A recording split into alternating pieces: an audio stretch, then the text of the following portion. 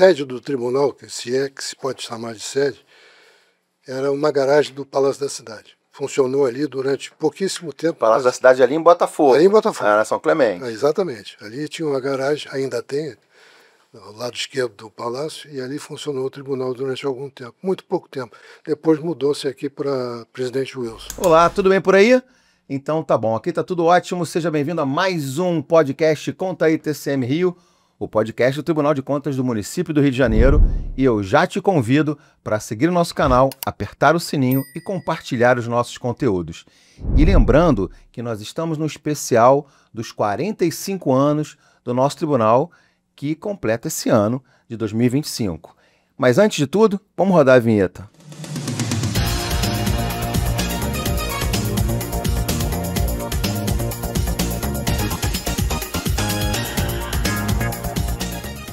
E a nossa proposta nesse especial dos 45 anos do Tribunal de Contas do município do Rio de Janeiro no nosso podcast é trazer personalidades, pessoas que, servidores, funcionários que trabalharam e trabalham no Tribunal de Contas, contribuindo para a nossa cidadania. O nosso bate-papo de hoje é com uma personalidade muito interessante, porque ele é um contador de causos que eu tenho certeza que vocês vão gostar. Estou falando do Dr. Carlos Henrique Amorim Costa, nosso procurador-geral aqui do Tribunal de Contas do município do Rio de Janeiro. Doutor Carlos, tudo bem? Seja bem-vindo.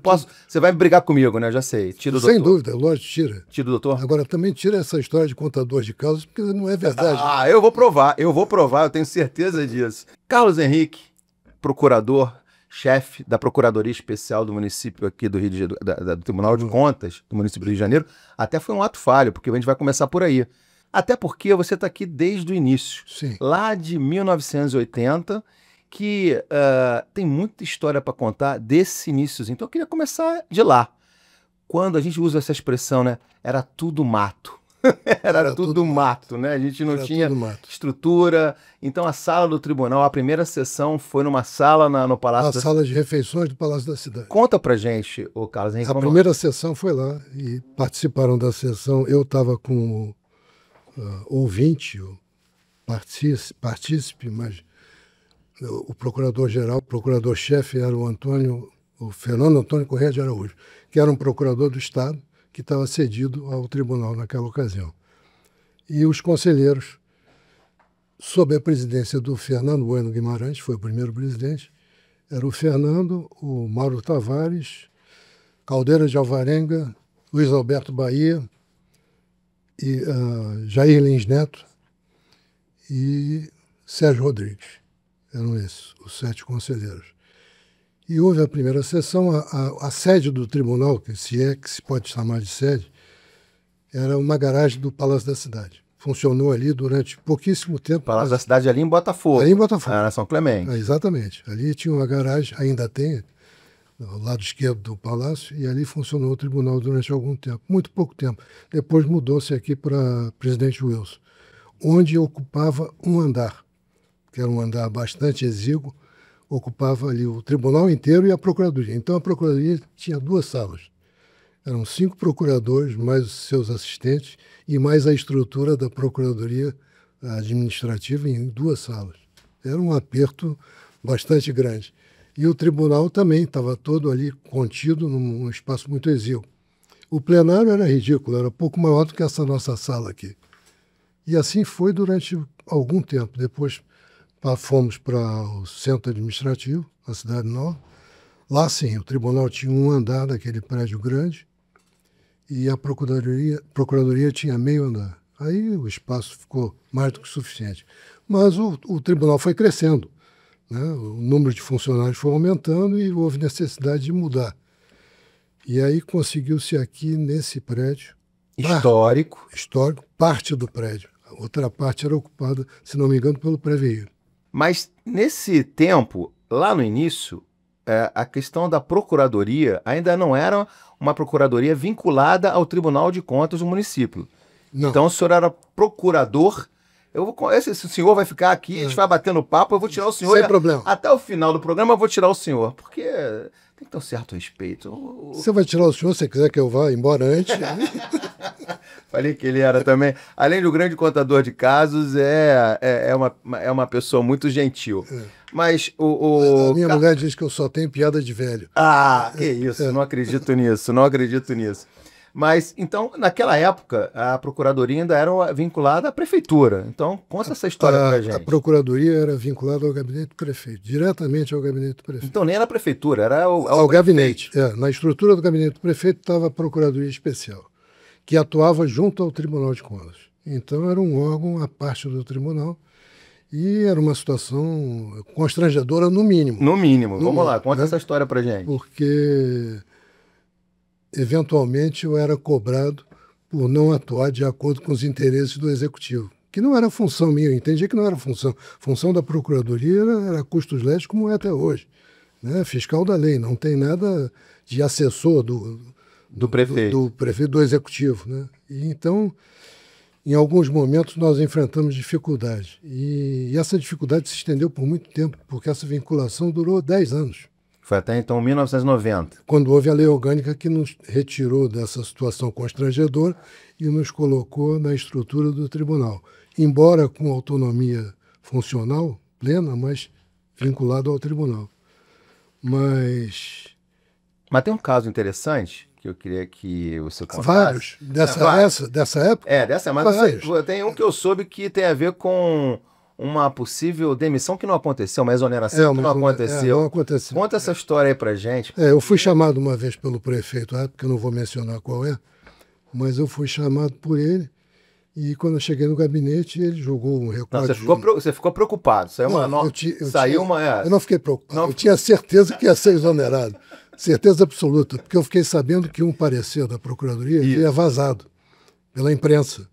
Tinha sido publicado integralmente. Num jornal na época. No jornal da época. E eu não sabia de que modo aquilo havia vazado, mas suspeitava. E fui apurar e descobri que havia um funcionário do tribunal que trabalhava no gabinete do relator daquele processo, que era também funcionário de um jornal, era jornalista. E ele como ele tinha tido acesso ao parecer, ele deu ao jornal para publicar o parecer na íntegra. E aquilo foi um constrangimento danado, porque eu não sabia de que forma aquilo tinha vazado.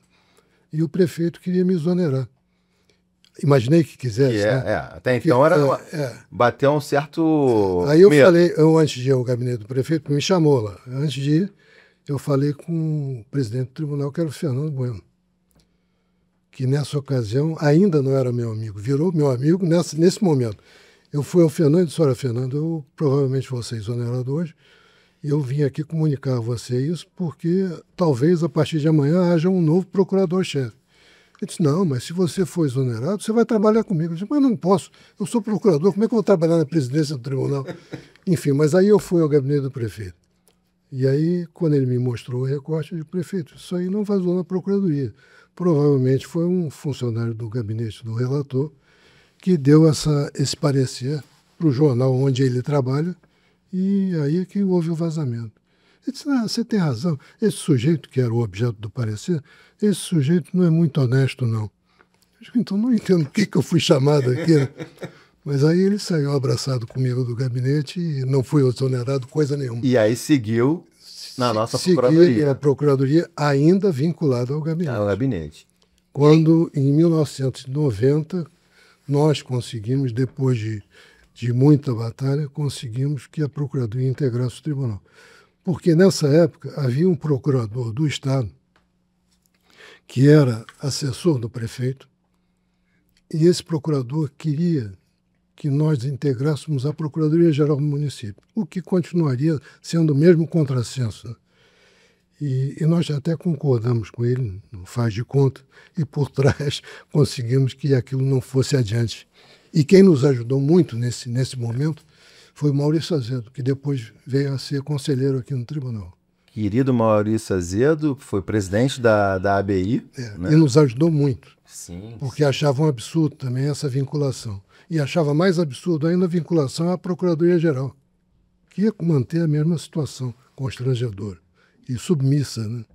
Como é que funciona a estrutura organizacional, Carlos Henrique, do nosso tribunal? A Procuradoria hoje é vinculada ao tribunal, mas ela tem Ela é chamada de Procuradoria Especial, né? Procuradoria Especial. Para fugir. Ela não pode ser Procuradoria, Ministério Público Especial. Porque senão acaba conflitando com... Não é por isso. É porque não há poder judiciário Sim. no município. Sim. Então não tem sentido ser Ministério Público. Perfeito. Então ela é uma Procuradoria Especial que tem as mesmas funções do Ministério Público Especial que atua junto aos Tribunais de Contas estaduais. As funções são idênticas. É fiscal da lei da mesma forma. Mas não tem a denominação de Ministério Público. E o que mudou? Quer dizer, muitas coisas mudaram. De novo, eu vou reforçar isso. Até porque eu não queria tocar muito nesse aspecto, não, mas eu acho que vale a pena. Até porque eu sei que você não vai ficar chateado. Talvez. Porque, não vai não. A gente está falando dos 45 anos do Tribunal de Contas do município do Rio de Janeiro. E pela nossa pesquisa, você é o servidor mais antigo hoje da casa. Isso te dá orgulho, te dá preocupação? Não, uma coisa nem outra. Não.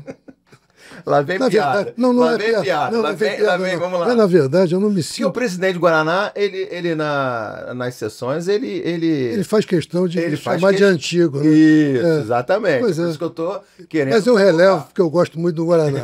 Porque antigo é ele, não eu. Mas aí, em função disso, a gente está trazendo para você contar essas histórias, porque são 45 anos, né? Muita coisa, muita água já passou por debaixo dessa ponte. Algumas não tão boas. Algumas não são boas, tranquilas, mas que hoje a gente vive um momento diferente, né? Completamente. Não, depois da lei orgânica mudou completamente, porque aí nós ficamos... enfim. E o que mudou, assim? O que evoluiu, na tua opinião, em relação a melhorias?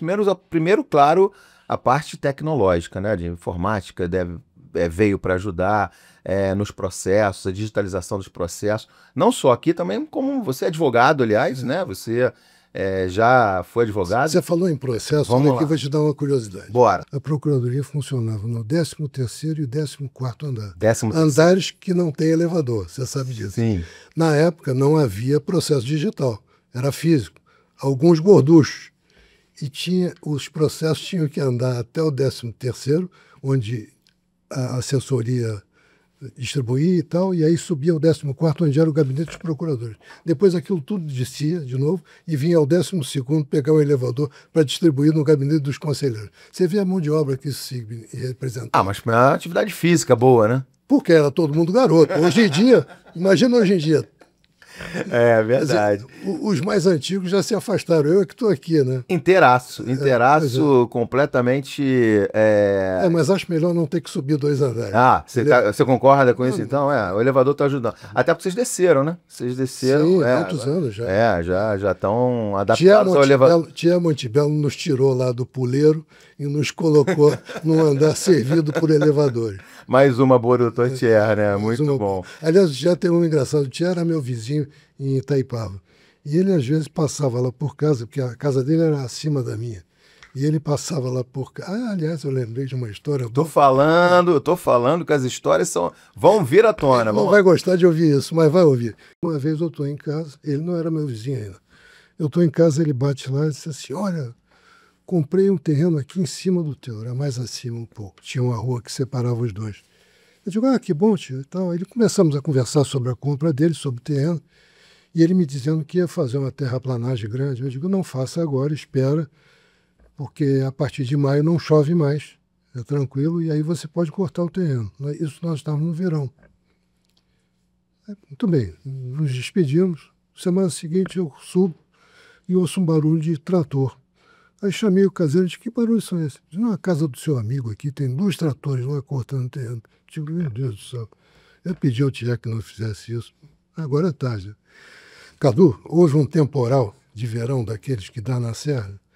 O terreno do Thier foi parar dentro da minha piscina. Nossa! Da piscina, da garagara tinha assim 15 centímetros de lama, o terreno todo enlameado. Aí eu chamei o Roto-Ruter da vida para arrumar aquilo, mandei limpar a piscina e tudo. E não falei nada para o Thier. Passados uns 3 meses, ele me chamou à sala dele para qualquer coisa. Quando eu entrei, disse, você não me falou nada que eu inundei a tua casa de lama? Eu, claro que não, eu tinha falado antes. Não adiantou, vou falar depois para quê? as histórias aqui né? do tribunal e fora dele também, porque, de novo, né, ô Carlos Henrique, aqui a gente tem um convívio ótimo, a gente repete sempre isso aqui, até em função também o clima nosso é muito bom, né? É quase uma segunda casa. É quase uma segunda casa. Todo mundo se conhece, todo mundo. E deixa eu entrar, eu vou dividir um pouquinho agora aqui, que eu quero falar um pouquinho da sua vida também, pessoal. São 4 filhos, 3 morando fora, é isso? Sim. Um ou uma? Como é? Conta essa história aí, vamos lá. São 3. Árvore genealógica de Carlos Henrique Amorim Costa. 3 filhos homens. Um mora em Orlando, o outro mora em Seattle.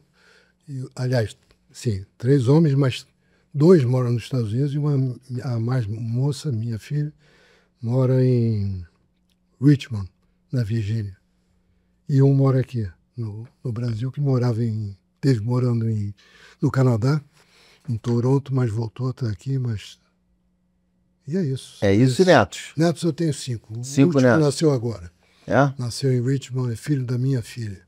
E é vovô, então, agora recente? Vovô recente do 5º. Do 5º, tá. Agora, vamos lá. Vou fazer uma pergunta aqui, que é um comparativo. Em termos de paixão. Eu sei que você é apaixonado aqui pelo tribunal, mas tem uma outra paixão também, que é a paixão por motocicleta. Também moto, é verdade. Né? E conta essa história pra gente aí, porque tem uma história curiosa, porque você tem paixão, você já me disse até pra mim que já não tem mais essa paixão toda pela Harley Davidson. Né? Não tive, era coisa de criança. Era coisa de criança. Então tem uma história curiosa dessa história com a Harley Davidson, mas você é um aventureiro desse Brasil afora de moto? Eu vou te contar a história da Harley depois. Primeiro eu vou te contar a paixão como era, tamanho da paixão. É maior do que o tribunal ou ela se... Não, de jeito nenhum. Não? Não, as duas correm juntas. Correm juntas? Eu, em 69, eu tinha uma casa alugada em Búzios e eu já tinha moto nessa época. Mas a estrada de Búzios era impossível andar de moto, a não ser que fosse uma moto trail, que não era o caso. Na época eu tinha uma CB 360 da Honda, que foi a pior moto que eu já tive na vida, que era uma porcaria. Vibrava mais do que... Bom, enfim, mas aí a estrada era muito... Aquele motorzinho esquentava, né? Não, ele vibrava muito. Vibrava muito, esquentava também E eu ia daqui de casa até Cabo Frio, deixava a moto num posto de gasolina e pegava um ônibus para Búzios, porque não dava para ir naquela estrada de terra. Então, para te mostrar como a paixão já era grande naquela época. A Harley, o que aconteceu é que a minha mãe, em 57, tinha lambreta. E ela não tinha carteira. E era presa, volta e meia era presa. Então chegava em casa com um policial, que na época a polícia andava de Harley, com um policial lá, porque ela ia pedir ao meu pai para liberá-la, dar um jeito de liberar. E aí eu ficava esperando, sentava na moto, enquanto ela ia buscar o meu pai, sentava na moto do policial. Né? E ali nasceu a paixão pela Harley. Depois eu tive 4, mas desisti, porque a Harley, além de tudo, é pesada demais. E essa paixão, você chegou a ter clube, participar de clube? Não, era só... Era você sozinho e a Harley? Não, eu tinha alguns amigos com quem eu andava, viajava, mas não, clube jamais. Isso eu achei sempre uma coisa meio... E tinha preocupação da família, das esposas ou das namoradas, ou como é que era isso? Não? Ninguém nunca se preocupou. Porque tem histórias que assim, que a mulher não... ou a mãe mesmo, teve preconceito com a mãe? Sim, com a mãe sempre, né? Minha mãe uma vez estava em Itaipava comigo e eu caí de moto. Falei? Não, eu fui caído. Estava parado, veio o carro, bateu e voei por cima da moto. Uau! Mas não aconteceu nada. E aí, na época, eu tinha uma Kawasaki 750. Aí eu fui para casa, levei a moto para casa e chamei a oficina para ir lá buscar a moto. Minha mãe estava comigo na varanda quando chegou o cara da oficina com o reboque. Ela disse, o que eu vou fazer com a sua moto? Eu digo, não, eu chamei para fazer uma revisão. Claro que eu não ia contar para ela que eu havia caído. Na verdade, ele nunca caiu. A moto cai. Alguns dizem, né, que moto foi feita para cair. Né? Mas não com a gente. Mas não com a gente, é verdade. Agora, tem algumas situações, eu começo a contar uma delas, a primeira. Que essa eu apurei também, com um biscoito. Né? Você anda inspecionando muito aí. Não, a gente, olha só, quando a gente faz um programa, né, a gente trabalha também com apuração. Então, ainda mais para contar a vida de uma pessoa querida aqui do tribunal. Então as pessoas vão Tá pior que dedurando. Sherlock, hein? Vão dando aquela deduradazinha básica, mas são coisas curiosas. E aí a gente mostra como é que é a sua leveza no trabalho também. Tem um tal de um biscoito, com um colega seu também, um biscoito que se o seu colega adorava, se não quiser nominar, não tem problema, mas ele adorava comer biscoito que guardava no armário. E aí alguém fez uma pegadinha com esse biscoito. Que pegadinha foi essa, o Carlos Henrique? É outro caso que eu também não me recordo. Ah, pois é. Tá bom, então, puxa pela memória que eu vou ter... vamos... Não, essa história do biscoito é o seguinte. Havia um colega nosso, procurador, que sempre ia à sala de outro colega e que guardava no armário, sempre tinha biscoitos no armário, e ele ia lá, pegava um biscoito, enfim. E um dia eu estava comprando ração para cachorro em Itaipava e vi uns biscoitos que se pareciam muito com o biscoito da Copenhague, aquele com chocolate, aquele canudinho com chocolate.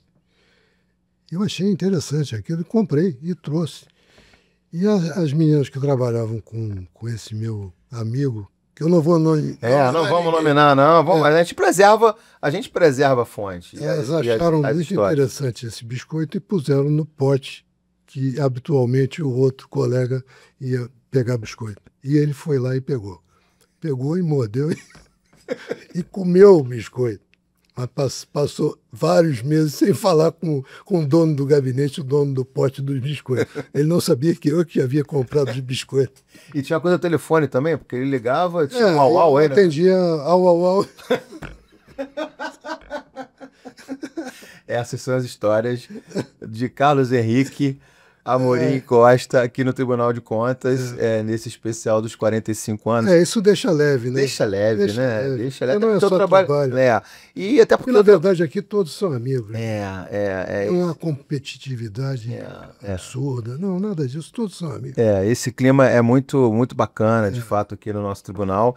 Mas para a gente chegar ao fim, eu vou pedir sempre para as pessoas que forem participar aqui do nosso podcast especial dos 45 anos, uma mensagem para quem está hoje trabalhando aqui, está começando, já está aqui há algum tempo. É uma mensagem de uma pessoa experiente, né? Como você. Eu nem me sinto experiente da forma como você está colocando, não. E eu acho que todos aqueles que estão começando hoje, que não são nem muitos, né? Os servidores aqui já têm algum tempo. Todos já se deram conta de que é um ambiente ótimo de trabalho. O tribunal é uma mãe, né? Eu tive outra mãe na minha vida, que foi a Varig. Também era uma empresa... É verdade. Vamos falar isso aí? O senhor advogou 10 anos? Mais ou menos isso. Para a Varig? Eu fui advogado do quadro de funcionários da Varig. A Varig, na verdade, ela foi fundada pelo meu avô, que redigiu os estatutos de criação. Fundada, que eu digo, nesse aspecto. Dois alemães chegaram em Porto Alegre em 1927 e foram procurar o meu avô, que tinha um escritório de advocacia conhecido lá, e querendo constituir uma empresa de aviação. E o meu avô, então, redigiu os estatutos de criação e recebeu em pagamento ações da empresa que ele havia acabado de criar. E então ele foi consultor jurídico da Varig até morrer, com mais de 90 anos. A Varig estava na nossa família. Meu pai foi advogado da Varig muitos anos, eu também, minha prima foi. E foi uma empresa referência no país, foi, né?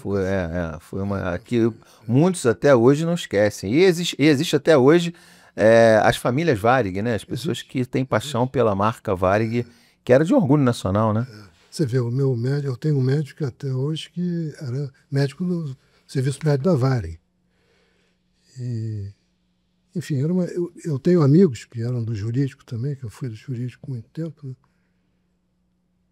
Era uma empresa muito... Ficou emocionado? Não. Estou relembrando só, emocionado não, porque era uma empresa boa para se trabalhar, assim como é o tribunal. Sim. É a mesma situação, é um ambiente amistoso, leve. E a nossa responsabilidade? A nossa responsabilidade também, uma mensagem para o cidadão. A gente aqui tem uma responsabilidade muito, muito grande, né? Tem, mas eu acho que o cidadão, o importante é que ele sinta, ou melhor, que nós... Que estamos aqui no dia a dia, né? Estejamos sempre imbuídos do espírito de exercer a nossa função da melhor forma, né? Fazer o controle das contas públicas para evitar desmandos, E é isso. É isso. Doutor Carlos Henrique, agora eu vou fazer o doutor Carlos Henrique Amorim Costa, nosso procurador-chefe da Procuradoria Especial do Tribunal de Contas do Município, esse especial do Rio de Janeiro, muito bem lembrado, fazendo esse especial aqui.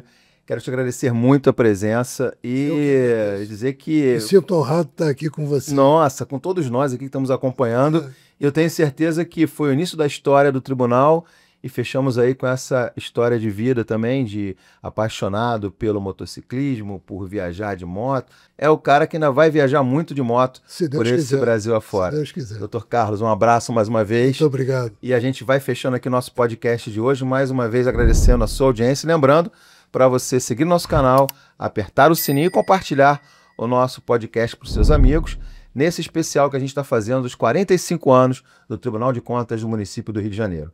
Até o próximo Conta aí TCM Rio.